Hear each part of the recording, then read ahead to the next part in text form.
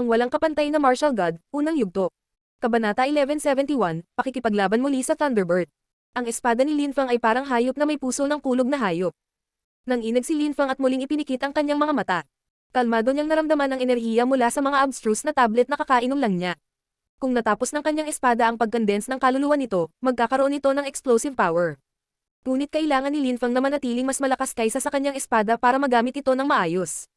Ang sukdulang layunin niya ay, bukod sa gawing walang kapantay at matalas na espada ang kanyang espada, na mas maunawaan ang mga abstruse na enerhiya kaysa sa iba. Sa ikalabinsyam na araw, ang mga nakakasilaw na kulog ay bumagsak sa kalangitan at ang mga lilang liwanag ay bumasag sa kalangitan. Ang kanyang TNG sword ay napaka-aktibo na may tila walang katapusang dami ng mga kulog na nakapalibot dito. Ang Tayback ay tapos ng kainin ang puso ngayon. Hindi ko akalain na ang unang abstruse energies na pag-aaralan ko ay Thunder Abstruse Energies. Bulong ni Lin Fang. Nakalunok siya ng 3 tableta ng abstruse energies at ngayon ang kanyang intensyon sa pagkulog ay level 9 na ngayon. Dahil may Thunder Soul ang kanyang espada, ang unang abstruse energy na mauunawaan niya ay malamang na Thunder Abstruse Energy. Ang kanyang TNG sword ay gumapang sa kalangitan at damapo sa kamay ni Lin Fang. Umuungol ito, na parang sinusubukang makipag-usap kay Lin Fang. Kahit na si Lin Fang ay may ilang mga banal na sandata, ang relasyon niya sa TNG sword ay ang pinakamatalik. Ang kaluluwa ng TNG sword ay ipinanganak salamat sa sariling kaluluwa ni Lin Fang. Maliban kung namatay si Lin Fang, walang makakaagaw ng kanyang espada. Naisip ni Lin Fang si Ganyu at Tianqi. Si Tianqi ay naging napakabuti sa kanya, balang araw, gagawin ni Lin Fang ang espada na maging isang walang katulad na sandata sa mundo. Mapapamangha niya ang buong mundo dito. Ang kanyang TNG sword ay bumangon muli sa hangin at gusto ni Lin Fang na bigyan ng espada ng pangalawang kaluluwa. Ngunit una, kailangan niyang linisin ang iba pang mga fragment ng kaluluwa na naroroon pa rin sa espada, tulad ng dati. Pagkaraan ng 10 araw, lumabas si Lin Fang sa mundo, ngumiti ang matanda sa kanya at sinabi. May nagbayad para pilitin kang lumabas. Inihanda na ni Lin Fang ang kanyang sarili para dito. Siya ay may isa pang pares na mga mata na nagpapahintulot sa kanya na makita ang Thunderbird sa lahat ng oras. Nang kinamayan siya ng matanda para ay teleport siya, si Lin Fang ay nagkondensing na ng puwersa. Biz. Lumapag si Lin Fang sa ibang lugar. Nagulat ang Thunderbird, lumingon at nakita ang isang nakakatakot na kidlat na gumagalaw patungo sa kanya. Nabasag ang kapaligiran at lumitaw ang isang black hole. Thunderscape. Ang Thunderbird ay naglabas ng malakas na enerhiya na naging Thunder Shield. Kabom. Ang lilang enerhiya ay bumagsak sa Thunder Shield at agad itong nabasag. Isang nakakatakot na lakas ang bumagsak sa Thunderbird at napaungol siya sa sakit, tumalsik ang dugo sa kanyang bibig. Ang mga pag-atake ni Lin Fang ay sumasabog. Nabasag ang kanyang kalasag at kahit na mayroon siyang hindi kapani-pani walang makapangyarihang pisikal na katawan, nasugatan pa rin siya. Ang espada ni Lin Fang ay talagang nasugatan siya, hindi siya makapaniwala. Mamatay. Sigaw ni Lin Fang sa malalim na boses. Mabilis na nag-react ang Thunderbird, siya ay ang inapo ng isang emperador, kaya marami siyang mahalagang kayamanan at skillsets. Noong una ay nais ni Lin Fang na maghanda ng isang pag-atake upang patayin siya, ngunit ang Thunderbird ay hindi handang mamatay ng madali. Ang TNG sword ay lumulunok ng lakas ng espada noong oras na iyon. Binuksan ng Thunderbird ang kanyang mga pakpak at pumutok, lumikha ng malakas na hangin upang itaboy si Lin Fang. Ngunit patuloy na hinahabol siya ng espada at inaatake siya. Paano naman? Sa loob lamang ng isang araw, naging napakalakas ng kanyang lakas ng kulog.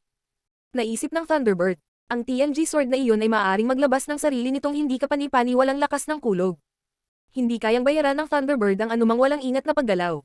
Sa unang pagkakataon na lumaban siya kay Lin Fang, nakalusot pa lang siya hanggang sa ikalimang layer ng TNG at hindi ganoon kalakas. Paano niya malalaman na si Lin Fang ay tinamaan ng kulog ng milyon-milyong beses at nakalunok ng ilang Thunder Abstruse tablet? Paano niya malalaman na ibinigay din ni Lin Fang ang kanyang kulog na puso sa espada? Biz. Patuloy siyang tinamaan ng mga kulog, na pinipigilan ang mga galaw ng Thunderbird. Isang araw na naglalaman ng mga enerhiya ng apoy at kulog pagkatapos ay kumalat sa kalangitan. Ang Thunderbird ay naglabas ng walang katapusang dami ng ginintuang at lila na enerhiya, kasabay nito, isang thunder drum ang lumitaw sa kanyang kamay. Kabom. Tinamaan ng Thunderbird ang drum gamit ang kanyang kamao at ang mga alon ng enerhiya ay sinalakay ang palaso. Isang sandata ng kulog. Nagulat si Lin Fang. Ang Thunderbird ay isang Thunder Beast, kaya kapag gumamit siya ng Thunder Holy Weapon, ang kanyang kapangyarihan ay mas explosive pa kaysa sa normal na cultivator. Ito ay katulad noong ginamit niya ang kanyang TNG sword. Ang TNG sword ay patuloy na hinahabol ang Thunderbird, at kasabay nito, si Lin Fang ay nagpatuloy ng sunod-sunod na pagbaril ng mga arrow. Kahit ginagamit ng Thunderbird ang kanyang drum ay medyo magulo ang kanyang mga galaw dahil sa sobrang galit. Roar. Umungal muli ang Thunderbird at naging Golden Thunderbird. Ang kanyang mga kuko ay tumatama na ngayon sa drum at mas malakas ang enerhiya ng drum. Ang espasyo sa pagitan ng Thunderbird at Lin Fang ay tila babagsak habang ang alikabok ay tumalsik sa lahat ng dako. Maging ang lupa ay puno ng nakanganga na mga sugat. Ang kanilang mga pag-atake ay kasing lakas na ng mga pag-atake ng ilang mga Zone Cultivator, ang mga tao sa malayo ay namangha. Ang kanilang labanan ay nakakuha ng atensyon ng maraming tao. 4-5 tao ang dumating at nanood ng labanan, ngunit nang makita nila si Lin Feng, sila ay natulala. Ito ay ang parehong tao na may ilang mga banal na armas, ngunit wala na siyang asul na mga buto ng kapalaran, malamang na ginamit na niya ang mga ito sa ngayon. Lumaban sa patas na paraan kung mayroon kang mga bola. Ang Thunderbird ay sinusubukang iugoy ang laban sa kanyang pabor. Masyadong makapangyarihan ang TNG Sword at ang busog, pakiramdam niya ay hindi na patas ang labanan. Ang ibig mong sabihin ay gusto mong limitahan ang antas ng iyong paglilinang hanggang sa ika-6 na layer ng TNG at labanan ako. Wala akong pakialam. Nakangiting sabi Lin Feng. Yun ba ang ibig sabihin ng Thunderbird ng fairness? Kung ang Thunderbird ay kapantay niya, si Lin Feng ay magiging walang takot. Celestial Thunder, Destruction Body. Galit na sigaw ng Thunderbird. Sa isang iglap, kumulog ang mga kulog sa kalangitan at lumitaw ang naglalakihang itim na ulap. Ang lupa at langit ay naging maingat na namutla. Ang lalaking iyon ay hindi sapat na malakas sa napakaraming banal na sandata, ngayon ay papatayin siya ng Thunderbird. Dapat ba nating salakayin at nakawin ang kanyang mga banal na sandata? Nagtatakang tanong ng isang tao habang nakatingin sa busog. Natakot siyang umatake mag-isa, baka mabaril siya ni Lin Feng at agad siyang mapatay. Tama, ngunit kung papatayin natin siya ngayon, paano natin ibabahagi ang mga armas? Walang sino man ang mahabagin doon, lahat sila ay naroon upang makinabang sa maraming bagay hanggat maaari. Kabom! Ang Thunderbird ay sumisipsip ng napakalaking dami ng kulog na gusto niyang durugan si Lin Feng. Hindi naiwasan ni Lin Feng ang pag-ataking iyon, ngunit syempre, ayaw din niyang umiwas. Mamatay. Kasabay nito, itinapon ng iba ang kanilang mga sarili kay Lin Feng. Gusto nilang patayin siya at nakawin ang kanyang mga armas bago pa makuha ng Thunderbird ang lahat. Kabom! Isang nakakatakot na dami ng dumadagandong na enerhiya ang bumagsak sa katawan ni Lin Feng at ginulo ang kanyang mga buhok. Ang isa sa kanila ay nagtaas ng kanilang gininto ang kamao, gustong kunin ang busog ni Lin Feng. Biz. Nawala ang busog at sa halip ay lumitaw ang halberd ni Lin Feng. Umiling ito at lumipat patungo sa kamay ng taong orihinal na gustong nakawin ang busog ni Lin Feng. Naisip niya na kapag si Lin Feng ay tinamaan ng dumadagandong na enerhiya, kahit na hindi siya mamatay, siya ay paralisado man. Hindi niya akalain na si Lin Feng ay hindi maaapektuhan ng mga kulog. Napakalapit na nila sa isa't isa kaya hindi na naiwasan ng mga cultivator ang halberd ni Lin Feng. Biglang napunta ang halberd sa lalamunan ng cultivator na iyon at sila ay namatay. Sumpa. Sabi ni Lin Feng na biglang lumingon. Naglabas siya ng cursing energy sa kanyang mga kaaway. Sirain. Binawi ni Lin Feng ang kanyang halberd at naglabas ng matutulis, parang talon na enerhiya sa isa pang kalaban. Ilang daang libong hiyas ang lumipat sa ikatlong mata ni Lin Feng. Ang walang kapantay na martial god, unang yugto. Kabanata 1172, Pagdalugad sa sinaunang lungsod. 3 tao ang naiwan at sila ay natulala. Ayaw na nilang umatake. Ang level 9 Thunder Intent ni Lin Feng kasama ang kanyang halberd ay natakot sa kanila hanggang sa mamatay.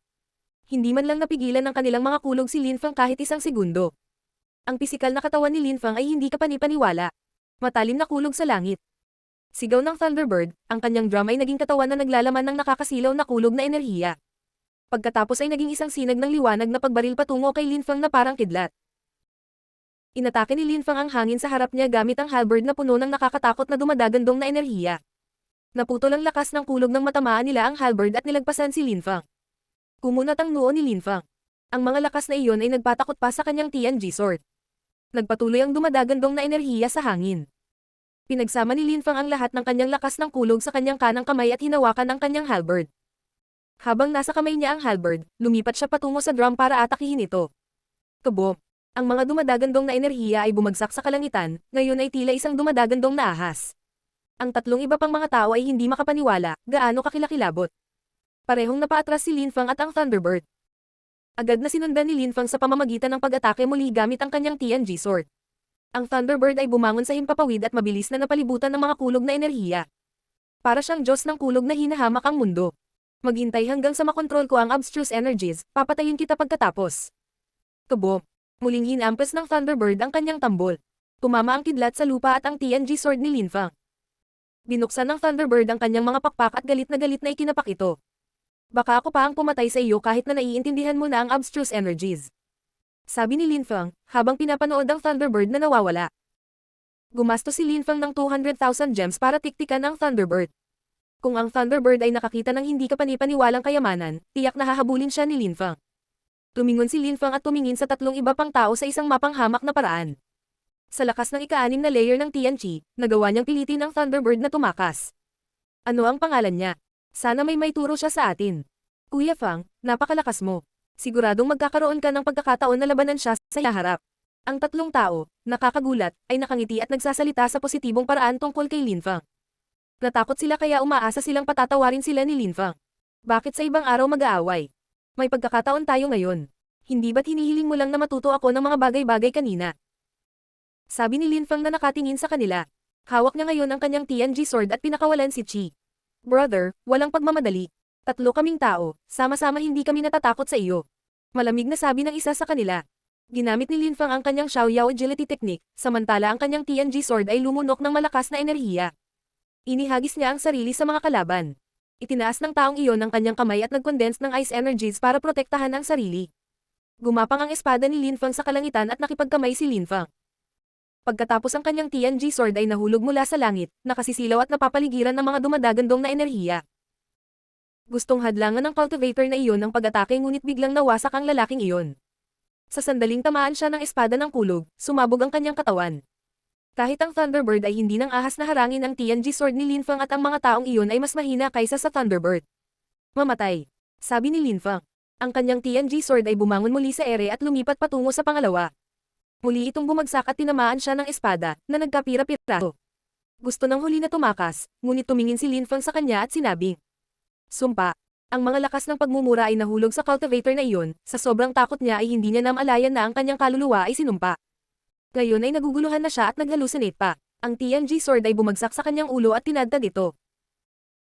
Si Linfang ay hindi isang asasin, kaya kadalasan ay nananakot siya sa mga tao na nakawin ang kanilang mga buto ng kapalaran, sa halip na patayin sila. Hindi siya gaanong nasiyahan sa pagpatay. Gayunpaman, kung pinagbantaan siya ng mga tao, kailangan niyang patayin sila. Si Linfang ay mayroong 7 blue-green na buto ng kapalaran sa kanyang ikatlong mata. Nakapatay siya ng 5 tao at nakakuha ng 700,000 hiyas mula sa kanila. Naramdaman ni Linfang ang mga lakas mula sa mga buto ng tadhana at inalis ang kanyang TNG sword. Pagkatapos, pumunta siya sa shrine at gumugo ng isa pang 200,000 gems para tiktikan ng ibang tao. Feng Zuan. Walang mga tensyon sa pagitan niya at ni Feng Zuan, kaya hindi siya magnanakaw mula sa kanya kung nakakuha siya ng mga kayamanan, ngunit ang pagmamasid sa ibang tao ay hindi isang masamang ideya. Kung mahahanap niya ang pinagmulan ng buhay, pupunta rin doon si Linfang. Umalis siya sa shrine, na ngayon ay nakatitig kay Meng Qing, Feng Zuan, Fu Hei, ang malakas na binata at ang Thunderbird. Naglakad si Linfang sa lungsod. Ang 5 taong natiktikan niya noon ay pawang napakalakas. Kumbinsido si Linfang na mananatili sila hanggang sa wakas, kaya kung may mangyari sa Fortune City, patuloy na matututo si Linfang sa pamamagitan ng pag-espiya sa kanila. "Pumunta ka," sabi ni Linfang. Ang kanyang TNG sword ay lumitaw at gumuhit sa kalangitan. Pagkatapos ay nawala ito sa kanyang larangan ng paningin. Habang naglalakbay ito, nakikita ni Linfang ang lahat ng ginagawa ng kanyang espada. Si Linfang mismo ay naglalakad at nakatagpo ng asul-berdeng hayop na may hugis ng toro. Mayroon itong 4 na napakakapal at solidong trotters at asul-berdeng mga pakpak. Sa bawat hakbang nito, nabasag ang lupa at mayayanig pa si Linfang. Ang hayop na iyon ay may 3 asul-berde na buto ng kapalaran, 300,000 hiyas. Nang lumingon ang halimaw, tumingin ito kay Linfang nang may tiyak na lamig. Naglabas si Linfang ng nakakatakot na enerhiya patungo sa hayop. Biz, biz, biz. Ang lupa ay umuugong at dumadagandong. Ang hayop ay sinisingil at malalaking butas ang naiwan sa lupa sa likod nito. Inihagis ni Linfang ang kanyang sarili sa halimaw na nagpapalapot sa puwersa ng lupa at langit. Mamatay. Pinagsama ni Linfang ang mga dumadagandong na enerhiya sa kanyang kamao at sinuntok ang halimaw. Boom boom boom. Sinuntok ni Linfang ang hayop, nabasag ang lupa, at isang kanya nang nalikha mula sa kanilang banggaan. Mamatay, mamatay, mamatay. Sigaw ni Linfang habang sinuntok niya ang toro ng 3 beses, nagpakawalan ng kulog at apoy na magkasama. Umuungal ang toro, na naging sanhi ng pagyanig ng mga gusali sa paligid at sa di kalayuan. Sa wakas, ang mga kalamnan ng toro ay kumikibot at bumagsak. Pagkatapos, nakuha ni Linfang ang mga buto ng kapalaran. Tumingin si Linfang sa sarili niyang kamao at ngumiti.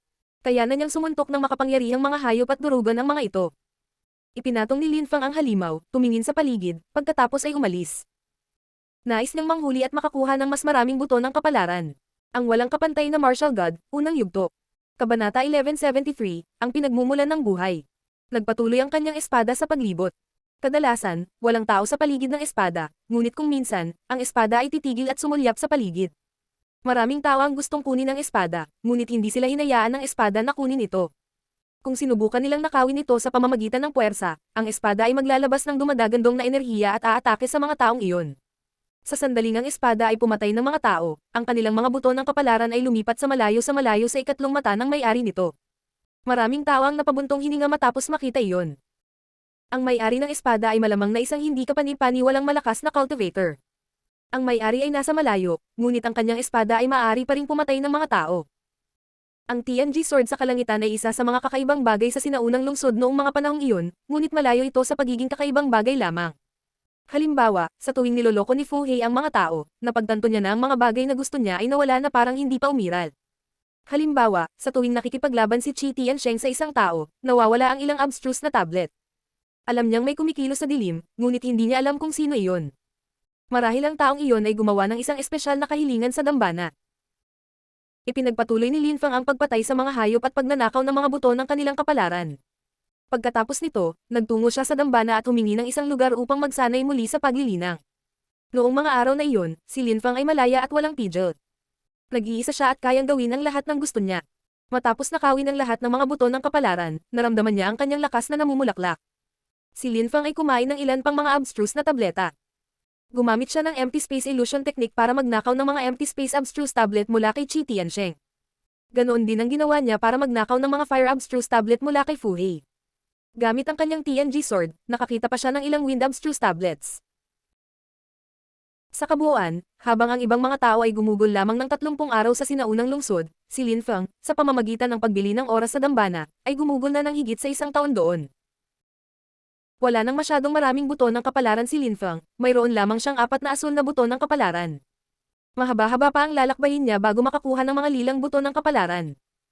Ang kanyang layunin sa pagkulog ay nasa pinakamataas na, kaya't ang susunod na hakbang ay hindi kapani-paniwalang enerhiya.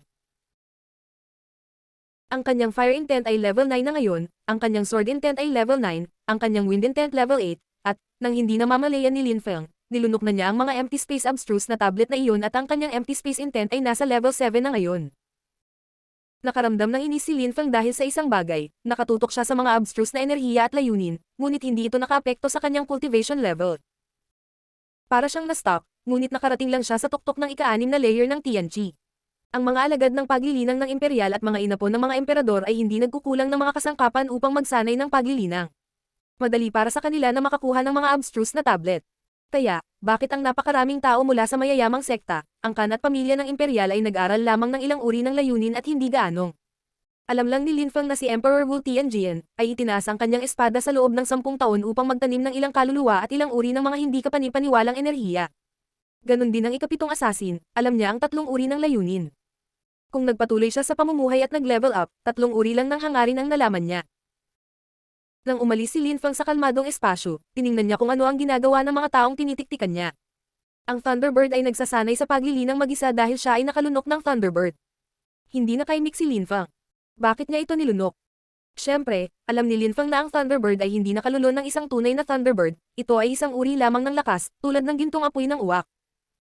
Sa kasamaang palad, si Lin Feng ay nagsasanay sa paglilinang nang makita ng Thunderbird ang ganoong uri ng lakas ng kulog. Pagkatapos nito, ang kanyang lakas ay magiging mas nakakatakot. Sina Meng Qing, Feng Zuan, Qi Tiansheng at Fu Hei ay lahat ay nakakuha ng hindi kapani-paniwalang kayamanan. Siyempre, si Lin Feng ay nakakuha rin ng napakaraming bagay, at marami pa siyang abstruse na tablet. Kung magagawa niya, hindi mag-iisip si Lin Feng na manatili sa kalmadong espasyo na nagsasanay sa kultibasyon sa lahat ng oras, pagkatapos ay magnakaw muli ng mga buto ng kapalaran at bumalik sa pagsasanay sa paglilinang. Umalis si Lin Feng sa shrine at nagpatuloy sa pangangaso ng mga hayop. Mas mabilis para sa kanya ang pumatay ng mga mabangis na hayop ngayon. Di nagtagal, mayroon ng 7 asul na buto ng kapalaran si Lin Feng. Isang hindi kapani-paniwalang lakas ang dumadaloy sa buong katawan niya. Ang higit na nakapagtataka kay Lin Feng ay na maaari rin niyang pag-aralan at maunawaan ang siglang dumadaloy sa buong katawan niya. Ngunit sa araw na iyon, ang 5 elemento ay sumugod sa kalangitan at pinalibutan ang lungsod. Ang ginto, kahoy, tubig, apoy at lupa, ang lakas ng 10,000 bagay ng paglikha ay gumugulong sa mga alon sa sinaunang lungsod. Lumitaw ang ambon at natakot ang ilan sa mga mahihinang cultivator. Ang lamig. Kakapatay lang ni Lin Feng ng hayop nang maramdaman niya ang pagbabago ng panahon. Inangat niya ang kanyang ulo at nakita niya ang 5 elemento sa langit. Pagkatapos, napagtanto ni Lin Feng na muling lumitaw ang mapa na nakita niya sa labas ng elemental area. Ang lupa at langit ay nagbabago. Bulong ni Lin Feng. Bumalik sa kanya ang kanyang TNG sword. Biglang umihip ang malakas na hangin, na nagdulot ng mga alikabok kasama nito. Ang mga tao ay hindi na makakita ng malinaw at ito ay masakit, tulad ng matutulis na talon na tumatama sa kanilang balat. Nagulat si Lin Feng, ang kanyang pisikal na katawan ay hindi kapani-paniwala ngunit ang mga lakas na iyon ay parang mga talon pa rin sa kanyang katawan. Ang mga taong hindi sapat ang lakas ay maaaring mamatay sa hanging iyon. Napakabilis, hindi na nagawang idilat ni Lin Feng ang kanyang mga mata. Ang mundo ay lubhang nagbabago. Nagtagal ito ng mahabang panahon at pagkatapos, sa wakas, iminulat ni Lin Feng ang kanyang mga mata at makakita ng malinaw. Ang tanawin ay naging mas kakaiba. Hindi nagtagal ay napagtanto ni Lin Feng na siya ay ibang mundo. Umiihip ang hangin at nakakapulot pa ng mga bato.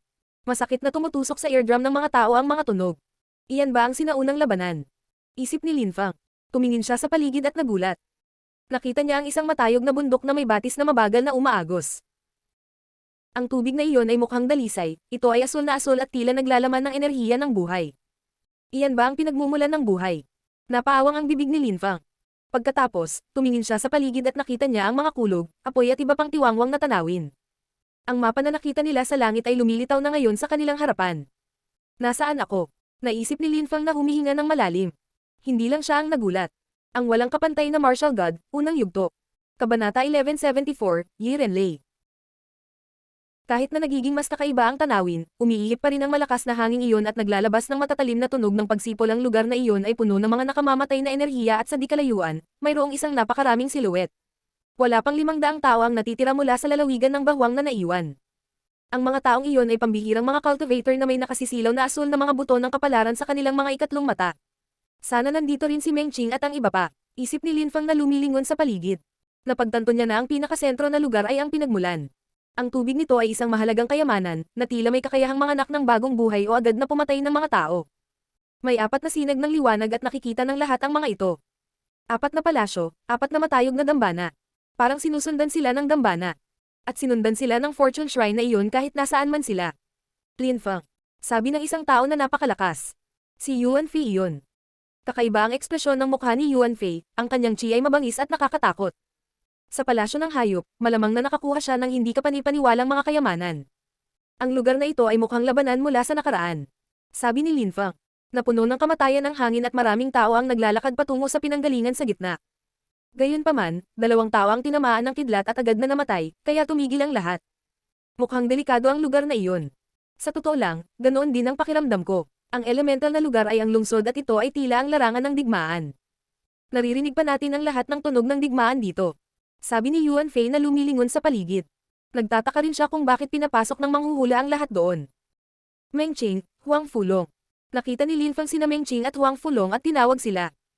Sumali rin sila sa grupo. Nagpatuloy si Lin Feng sa paghahanap ng mga taong kilala niya. Qiyong Qi, ang Dragon King, Duan Wuldao, Qiu Yuzin, Lin Routian at Meng Ba. Lin Feng. Sigaw ng isang boses. Kumunat ang noo ni Lin Feng at pagkatapos ay nakita niyang may lumapit sa kanya. Ang taong iyon ay matatag at mukhang medyo malakas. Masayang-masaya si Lin Feng na makita siya. Tumiti din ang binatang iyon kay Lin Feng sa maningning na paraan. Huang Fulong. Sigaw nung taong tumatakbo papunta sa kanila. Sina Lin Feng at Huang Fulong ay parehong ngumiti sa isang maningning na paraan at parehong naglakad patungo sa binata. Nagpalakpakan ang 3 binata at nagtapik sa balikat, masaya silang magkasamang muli. Moshi, paano ka nakaligtas? Ang binata na dumating ay si Jun Moshi. Napunta ako sa isang maliit na mundo at na-teleport palabas. Sagot ni Jun Moshi. Pagkatapos, tumingin siya kay Huang Fulong at sinabing, buhay ka rin, masaya ako. Nasaan kaya si Yun Fei Yang? Hindi ko alam. Hindi ko pa rin sila nakikita. Sabi ni Huang Fulong na nakakuyom ang kanyang mga kamao. Nag-aalala pa rin siya para sa mga kaibigan niya.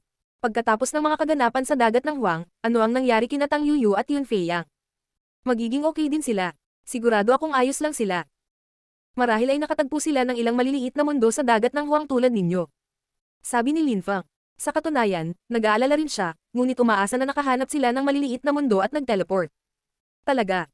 Tumanggo si Jun Moshi. Tumingon siya at sinabing, Xiao Dai, halika rito. Nagulat sina Lin Feng at Huang Fulong nang makita ang isang batang babae na naglalakad papunta kay Jun Moshi. Siya ay napakaganda at ang kanyang chi ay pambihira. Malamang, may swerte si Jun Moshi mula noong huli silang nagkita. Si Lin Feng at Huang Fulong ay mga kaibigan ko at sila ay parang mga kapatid ko. Sabi ni Jun Moshi na ipinakilala ang kanyang mga kaibigan sa babae. Pagkatapos, tumingin si Jun Moshi sa kanyang mga kaibigan at sinabi, siya ang magiging asawa ko, ang aking mapapangasawa. Tumingin siya kina Lin Feng at Huang Fulong at tumanggo, nakangiti sa napaka-wrinkled na paraan. Ang swerte mo sa pagkakaroon ng napakagandang asawa. Sabi ni Huang Fulong na nakangiti ng nakakaloko. Tumingin si Junmo Shi kay Meng Qing at sinabing, Linfeng, masaya ako na gumaling na siya. Congratulations! Ipapakilala kita sa isang magandang babae balang araw. Sabi ni Junmo Shi kay Huang Fulong, pagkatapos ay nagtawanan ng lahat. Tumingin si Xiao Dai kay Yuan Fei, mukhang nagulat siya at na-curious. May ilang matataas na kaibigan ng mga kaibigan ni Junmo Shi. O tama, si Yuan Fei yun. Junmo Shi, sabi ni Linfeng. Tumiti si Yuan Fei at sinabing, Junmo Shi, haha, alam ko kung sino ka. Damn, hindi ko akalain na makikilala kita ng ganito kaga. Awesome, bro. Ito dapat tadhana. Natarante si Linfeng, narinig ba ni Yuan Fei ang tungkol kay Junmo Shi noon? Hindi niya akalaing makikilala niya ito ng ganoon kaga. Ano ang ibig sabihin ni Yuan Fei? Siguro. Sabi ni Junmo Shi na pumalakpak ng kamay kay Yuan Fei. Mukhang napakasaya ni Yuan Fei. Lahat ng mga kaibigan ni Linfeng ay kilala na ngayon. Linfeng, mayroon ka bang alkohol? Tanong ni Junmo Shi. Oo, sabi ni Linfeng na tumatango. May natitira pa siyang mainit na unit kaya naglabas siya ng mga bote. Hehe, Asteg, iinom tayo. Sabi ni Yuan Fei na masayang nakangiti. Umupo ang lahat at naghiyawan. Cheers. Gotcha. Uminom ang lahat. Magandang bagay. Sabi ni Yuan Fei. Higit pa, walang sinabi si Linfeng at naglabas ng higit pang mga bote, pagkatapos ay nagpatuloy silang lahat sa pag-inom. Ang malalakas na cultivator na iyon ay nasa gitna ng sinaunang larangan ng digmaan at umiinom ng alak, napakagandang eksena. Sa kasamaang palad, wala sa amin si Yu Yu at Fei Yang. Sabi ni Junmo Shi na bamantong hininga. Umaasa siyang lahat ng kaibigan niya ay makakasama niya noon. Maraming tao mula sa malayo ang nakatingin sa kanila na nagtataka. Sa ganitong mga kalagayan, may mga taong naglalasing na parang walang kinalaman sa kanila ang labas ng mundo. Lumapit sa kanila ang isa pang magandang babae. Xiao Dai, mukhang masaya ka. Pwede rin ba akong uminom? Sabi nung babaeng yun. Ang kamahalan ay may napakaraming buto ng kapalaran, maaari ba akong magkaroon ng ilang? Sabi ng babaeng iyon na nakatingin kay Linfeng. Nagpuppy dog face pa ang babaeng iyon nang tanungin niya si Linfeng. Nag-ginger siya at bumalik sa katinuan. Renlei, kung gusto mong uminom ng baso, wala akong pakialam. Sabi ni Xiao Dai. Parang kilala niya ang babaeng iyon. Isa rin siya sa 4 na pinakamagagandang babae sa lalawigan ng Bahwang. May asawa na ang kapatid ko, kaya huwag mo siyang ligawan. Sabi ni Yuan Fei sa dalaga. Mukhang natakot ang babaeng iyon ngayon. Yuan Fei, nagbibiro lang si Renlei. Sabi ni Xiao Dai. Kumunat ang noo ni Linfeng. Lalong lumakas siya ng mga araw na iyon, ngunit nang tingnan niya ang babaeng iyon, kakaiba ang pakiramdam niya. Para bang isang simple ngunit makabuluhang sulyap ang makakaimpluwensya sa kanya. Ang babaeng iyon ay mula sa Heaven's Desires Palace, marunong siyang mag-ilusyon. Isa rin siya sa 10 pinakamalakas na cultivator mula sa lalawigan ng Bahwang at siya ang nag-iisang babae sa nangungunang 10. Ilang lalaki ang makakalaban sa kanyang kagandahan. Sabi ni Yuan Fei. Nirerespeto niya yata ng husto ang babaeng iyon. Isa sa 10 pinakamalakas na cultivator mula sa Bahwang, hindi nakakagulat. Ang babaeng iyon ay mayroon ding 5 asul na buto ng kapalaran sa kanyang ikatlong mata. Ang walang kapantay na martial god, unang yugto. Kabanata 1175, ang 10 pinakamalakas na cultivator. 5 buto ng kapalaran, ibig sabihin ay 500,000 hiyas. Hindi alam ni Linfeng kung anong uri ng mga espesyal na kapangyarihan ang mayroon siya, ngunit isang makahulugang sulyap lamang ang sapat upang mawalan siya ng kontrol. Sa gayong mga kapangyarihan, maaaring kailanganin lamang niyang tumingin sa mga lalaki upang ibigay sa kanila ang kanilang mga binhi ng kapalaran. Ang Heaven's Desire Palace ay may espesyal na kasanayan na tinatawag na Kamadato. Ang 6 Heavens of Desire and Passion, ito ay isang napakalakas na kasanayan. Siya ang banal na babae ng Heaven's Desires Palace at ang kanyang katayuan sa lipunan ay katulad ng katayuan ni Zhu Biao, ngunit siya ay mas malakas. Maraming lalaki ang umiibig kay Zhu Biao, ngunit mas marami ang umiibig kay Renlei at sa kanyang ilusyong mahika. Interesado siya sa vitality energies at nagsasanay siya ng 4 na iba't ibang uri ng abstruse energies. Paliwanag ni Yuan Fei. Si Yuan Fei ay malakas, ngunit kahit siya ay kailangang aminin na si Renlei ay malakas. Sino ang iba sa top 10? Tanong ni Linfeng. Nandito silang lahat. Ang lalawigan ng Bahwang ay nahahati sa 8 lugar. Ang Silangan, Kanluran, Timog, Hilaga, Timog Silangan, Hilagang Silangan, Timog Kanluran at Hilagang Kanluran, ngunit dahil mahirap ibahin ang mga lugar, maraming tao ang nagsasabi. Silangang bahagi ng Bahwang, Timog na bahagi ng Bahwang, Kanlurang bahagi ng Bahwang, Hilagang bahagi ng Bahwang, Gitnang bahagi ng Bahwang, Brutal na bahagi ng Bahwang, Celestial na bahagi ng Bahwang, at Sanguinary na bahagi ng Bahwang. Ang bawat bahagi ay malawak at may kanya-kanyang grupo ng impluwensya. Kung kailangan nating pag-uri-uriin ang mga lugar ayon sa lakas, ang gitnang bahagi ng Bahwang ang pinakamalakas at ang hilagang bahagi ng Bahwang, kung saan naroon ang Tiantay, ang pinakamahina. Ang gitnang bahagi ng Bahwang ay may 4 na lungsod sa labas ng Fortune City at bawat lungsod ay may mga imperial na angkan o makapangyarihang mga grupo ng impluensya, Janjay kasama dito. Ang gitnang bahagi ng Bahwang ay may 3 henyo. Si Kung Xiao mula sa Sikong Clan, Wen Tiange mula sa Wen Clan at Mo Fanchen mula sa Magic World Heavenly Palace.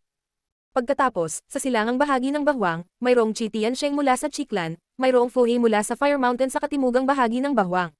Sa kanlurang bahagi ng Bahwang, mayroong Bai Qiuluo mula sa Sunset Pavilion. Mula sa brutal na bahagi ng Bahwang, nariyan si Mopang mula sa Bestial Imperial Palace.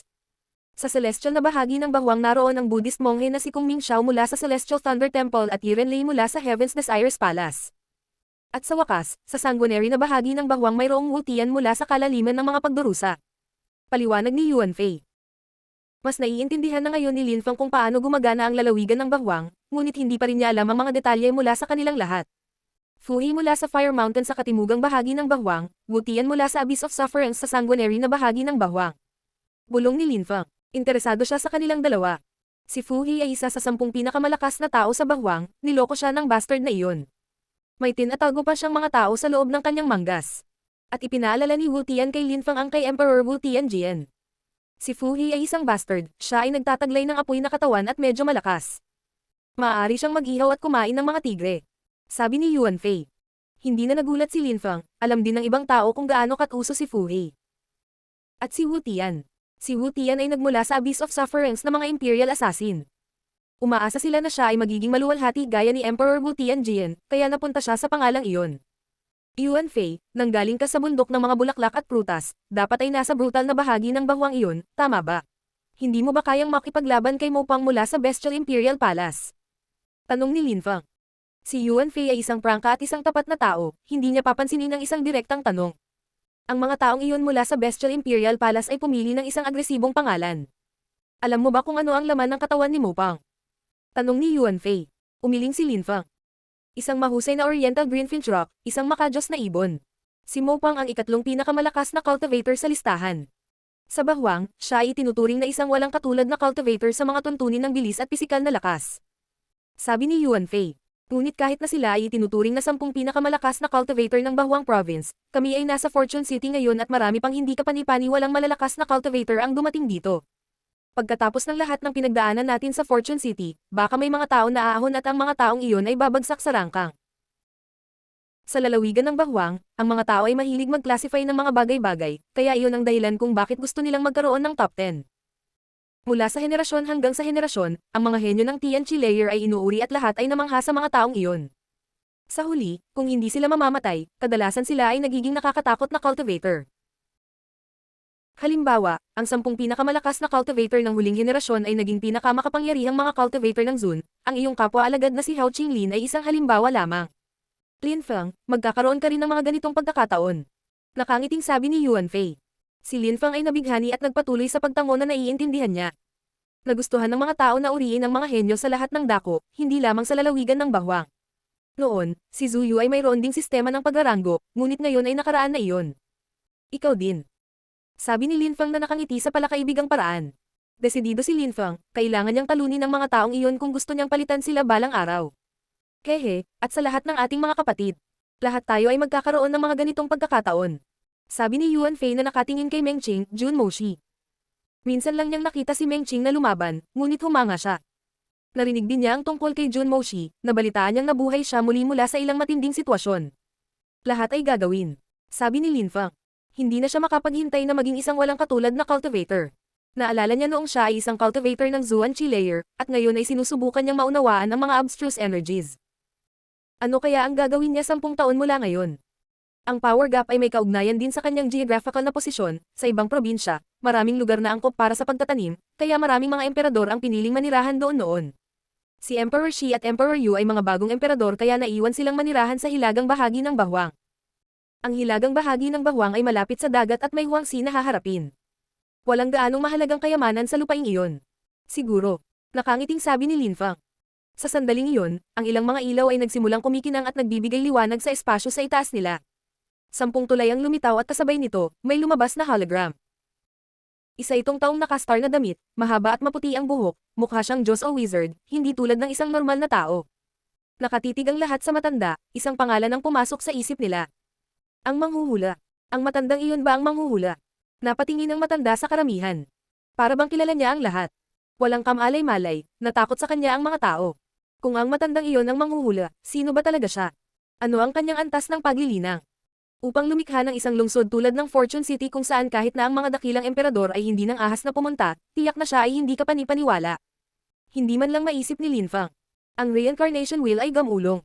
Ang 10 tulay na iyon ay nag-uugnay sa mga lugar ng lugar na ito. Lahat kayo ay hahatiin sa 10 grupo at pumili mula sa mga tulay na lumitaw. Limitado ang bilang ng mga taong makakarating sa mga tulay. Siyempre, kung pipiliin mong pumunta sa parehong tulay ng ilang mahihinang tao, baka mapatay ka lang ng kapaligiran. Sabi ng matanda na may maningning na ngiti. Sa pagkakataong ito, mamumukod Denji ang pinakamalakas na cultivator sa lupa. Ang buhay nila ay nasa kamay ng tadhana.